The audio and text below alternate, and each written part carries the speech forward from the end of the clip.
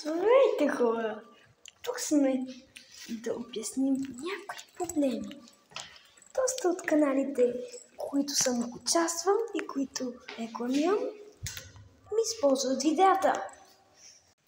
Този проблем идвам аз. Съобщя, че ще има голямо отмъщение. Голямо.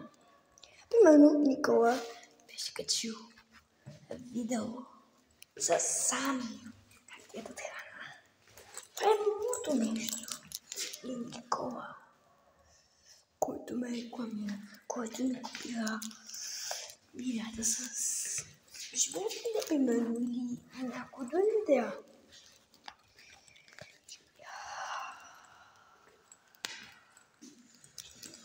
И затова очаквайте отмъщението.